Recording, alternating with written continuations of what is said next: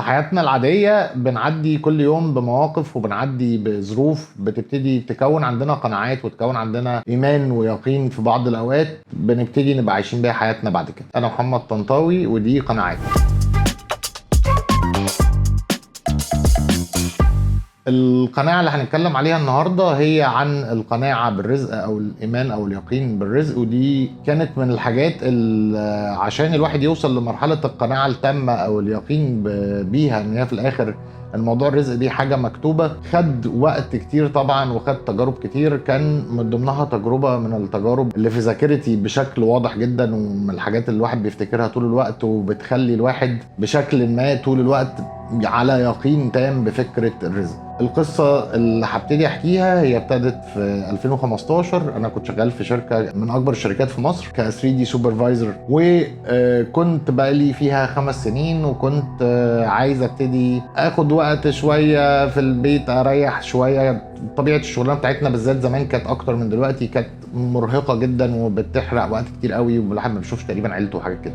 خدت قرار اللي هو انا قبليها بفترة ان انا محتاج اقلب من فول تايم لفريلانس. حوشت شوية سيفنجز، فانا لما جيت ماشي من الشركة دي كان معايا 10,000 جنيه محوشهم، وده في 2015 نسبيا كان رقم كان يعني بالحسابات المبدئية كان ممكن يعد الواحد 5-6 شهور لو قرط على نفسه شوية يمشوا.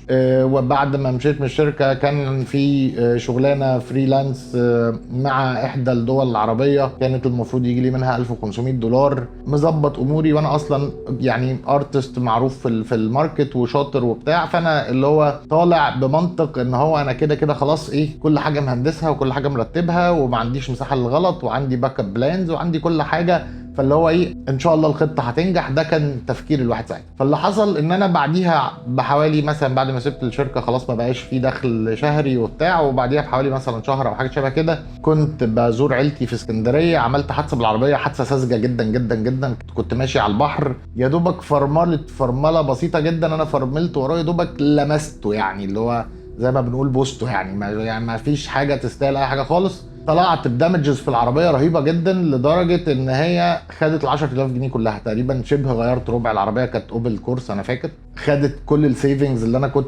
مسنود عليها ومهندسها وعارف ان انا حقيقي مش هتزنق. يعني العربيه نفسها بقت عربيه عامله حادثه، فاوريدي حتى مش عارف اتصرف فيها، ولو حبيت اتصرف فيها هتبقى بسعر بخس. الفريلانسايه اللي انا كنت شغالها الناس خلصت معاهم الشغل ونصبوا عليا ما ادونيش الفلوس. فجاه تحول الموضوع في خلال شهور بسيطه جدا ما بين ان انت حاسس ان انت مأمن نفسك وعندك بلانز وعندك باك اب بلانز وعندك باك اب بلانز ان كلهم فشلوا. اللي انا حسيته بعد كده في الفترات اللي بعد كده ان انا شبه خدت قلم، اللي هو لا مش بشطارتك ومش بتجهيزك ومش بالحاجات اللي انت عاملها. وده اللي اكده لي بعد كده مواقف تانية. كان بعد ما فتره عدت الفتره دي لو عايزه يجي لي شغل من الماركت والكلام ده سبحان الله كانت جفاف رهيب. طبعا انا بنتي لسه صغيره والمتطلبات البيت بالايجار بالكلام ده، استلفت باللي اقدر استلفه، بعت ذهب مراتي مش عارف ايه. فجاه انت كل الحاجات شبه يعني انتهت وخلاص انت على الحديده، بمعنى على الحديده يعني. وحصل معايا موقف اكتر من 3-4 مرات، والموقف ده انا فاكره كويس جدا جدا جدا. وده من الحاجات اللي خلتني عندي قناعه او يقين، يعني مش ايمان كمان، هو يقين بالرزق تماما. كنت ساعتها عامل كورس بتاع برنامج اسمه مايا، برنامج 3D. كان الكورس ده كنت ببيعه على الانترنت. كنت نازل من المكان اللي انا ساكن فيه، مراتي بتقول لي في ادويه للبنت عشان تعبانه محتاجين نشتريها، الثلاجه فاضيه، مش عارف ايه، نازل هموم الدنيا فوق دماغي كلها ومش عارف اعمل ايه، ونازل بالعربيه البنزين اللي معايا ودي ما جبنيش. عامل حسابي هدور بقى على حد من اصحابي تاني ينفع استلف منه. وفي الاخر احنا الحياه برضو ما كانتش يعني طرف قوي، كل الناس عندها مشاكلها والحاجات دي، واللي ينفع كنت اعمل معاه كده عملت. وانا نازل ودي اتكررت اكتر من مره، ابص الاقي ان وانا لسه على باب المنطقه اللي انا فيها، يعني كنت في حته شبه كومباوند كده ناحيه القطاميه وبتاع، وانا نازل بيجي لي تليفون: يا باشمهندس انا فلان الفلاني